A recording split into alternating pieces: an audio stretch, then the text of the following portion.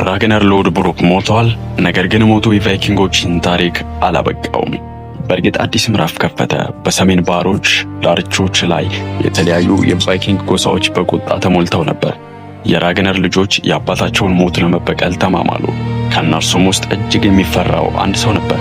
ስሙም አይቫር ዘቦንለስ። ሰላም፣ እንዴት ናችሁ ውድ ተመልካቾች? ይህንን ቻናል ሰብስክራይብ በማድረግ ስለ ፋሽን፣ ሞዴሊንግ፣ ፊልም ታሪኮችን፣ ትምህርቶችን፣ ዜናዎችን እንዲሁም ደግሞ ዶክመንተሪዎችን የተለያዩ ሐሳቦችንና መረጃዎችን የምታገኙበት ደሬዳም ቻናል ነው። ሰብስክራይብ በማድረግ ቤተሰብ ሁኑ። እንዲሁም ደግሞ ይህንን ቪዲዮ ላይክ አድርጉት።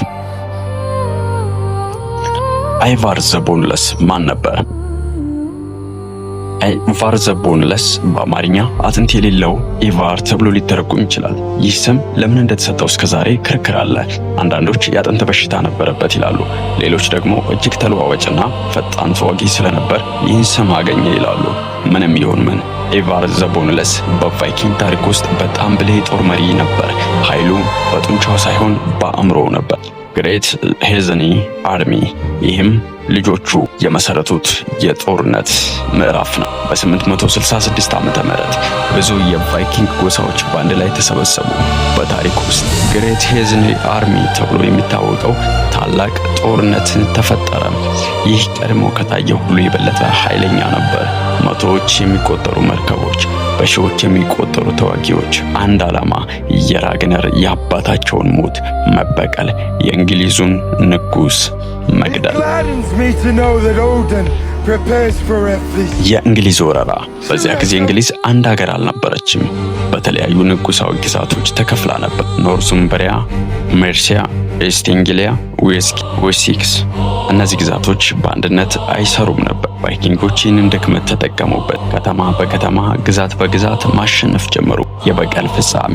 በመጨረሻ የራግነር ሞት ተጠያቂ የተባለው ንጉሥ ተያዘ። በኖርስ ታሪኮች መሰረት ኢቫር እጅግ አስፈሪ ቅጣት አስፈጽመውበታል ይባላል። ይህ ታሪክ ሙሉ በሙሉ እውነት መሆኑ ባይታወቅም የቫይኪንጎች ቁጣ ምን ያህል ጥልቅ እንደነበር ያሳያል።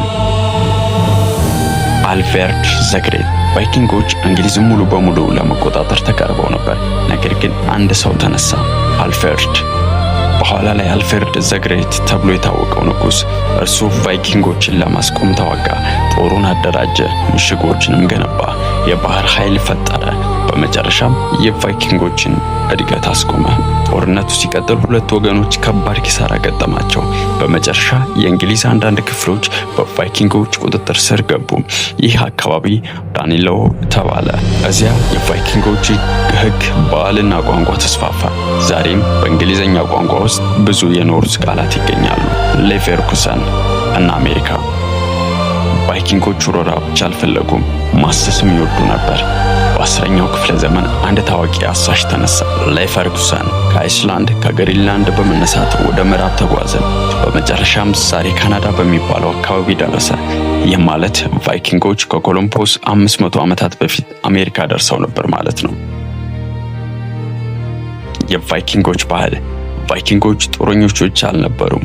ባለቅኔዎች ነበሩ፣ ነጋዴዎች ነበሩ፣ አንጥረኞች ነበሩ። በጣም ውብ የጌጣጌጥ ስራዎችንም ይሰሩ ነበር። ከአረብ ዓለም እስከ እስያ ድረስ ይነግዱ ነበር። ብዙ ጊዜ የተሳሳተ ምስል ቢሰጣቸውም ከዘመናቸው የላቁ መርከበኞችና ነጋዴዎች ነበሩ። የክርስትና መስፋፋት። ከ11ኛው ክፍለ ዘመን ሲቃረብ አዲስ ለውጥ ተጀመረ። ክርስትና በስካንዲኔቪያ ተስፋፋ። ብዙ ነገስታት ክርስቲያን ሆኑ። የኖርስ አማልክት ቀስ በቀስ ተረሱ። የቫይኪንግ ማህበረሰብ ተቀየረ። ከ1066 የቫይኪንግ ዘመን መጨረሻ አንድ ታላቅ ጦርነት ተካሄደ። ስታምፎርድ ብሪጅ። የኖርዌይ ንጉሥ ሃራልድ ሃርድራድ እንግሊዝን ለመውረር ሞከረ፣ ነገር ግን ተሸነፈ። በጦርነቱም ተገደለ። ብዙ ታሪክ ጸሐፊዎች ይህንን የቫይኪንግ ዘመን መጨረሻ አድርገው ይቆጥራሉ። ከዚያ በኋላ ቫይኪንጎች እንደ ቀድሞ የሚያስፈራ ወረራዎችን አላደረጉም። ከቀዝቃዛው የሰሜን አውሮፓ ዳርቻዎች ተነስተው ባህሮችን አቋርጠው መንግስታትን አንቀጠቀጡ፣ አዲስ መሬቶችንም አገኙ። እንግሊዝን፣ ፈረንሳይን፣ ሩሲያንና እስከ አሜሪካ ድረስ የታሪክ አሻራቸውን አስቀምጠዋል። ዛሬም በፊልሞች፣ በተከታታይ ድራማዎች፣ በመጽሐፍትና በታሪክ ውስጥ ስማቸው በሕይወት አለ። ቫይኪንጎች ወራሪዎች ብቻ አልነበሩም።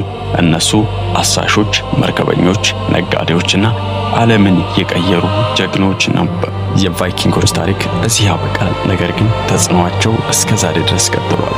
ይህን ቪዲዮ ከወደዳችሁት ላይክና ሰብስክራይብ ያድርጉ። ለተጨማሪ የታሪክ የፊልምና የፋሽን ይዘቶችን ለሬዳምን ሰብስክራይብ ያድርጉ።